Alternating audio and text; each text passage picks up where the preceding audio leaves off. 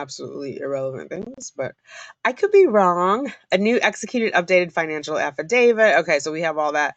Then we've got some stern warnings, refusal to cooperate. If a party refuses to cooperate with the filing of joint pretrial, each party must file its own pretrial. So if Sarah does not want to cooperate with Brian's attorney, he doesn't have to go back and forth with her. He doesn't have to do that dance that she tried to do with the mediation, right? He can just say, fine, you do yours, we'll do ours, see you in court. Discovery cutoff deadline. All discovery shall close on the day prior to the pretrial conference unless extended by court order.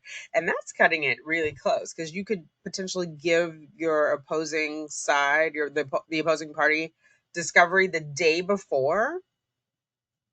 Joint stipulations without court order are not sufficient to modify the discovery cutoff deadline. So she's like, you're going to come back to me and I'm going to let you know.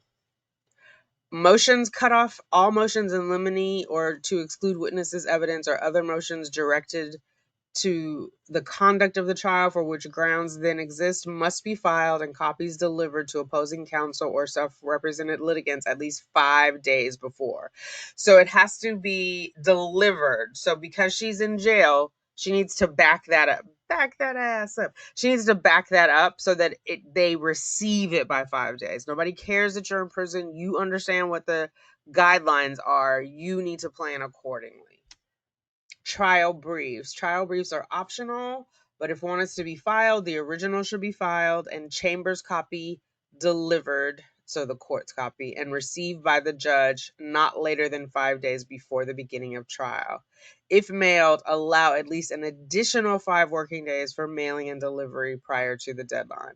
So that's 10 days for free people. It's going to be, I would say Sarah should count on 15 days. So she's coming up on that. She should have a trial brief shortly. Because it would be 15 days. Oh, wait, is this for before the pre-trial conference, right? Yeah, so 15 days before May 29th.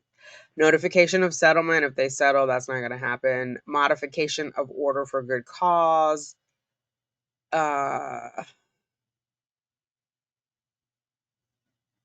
Those pretrial statement, joint pretrial statement.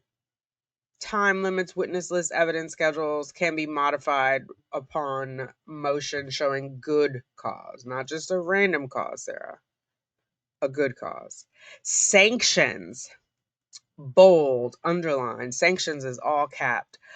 Unexcused failure of counsel or unrepresented party to attend the meeting of attorneys required herein. Excuse me.